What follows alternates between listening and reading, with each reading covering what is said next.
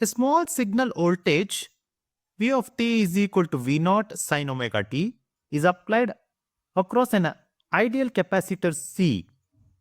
Then, which of the following is true here we need to find here?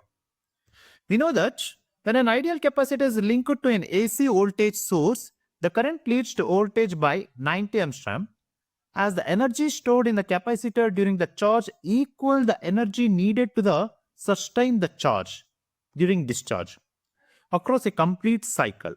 The capacitor does not draw any energy from the voltage source.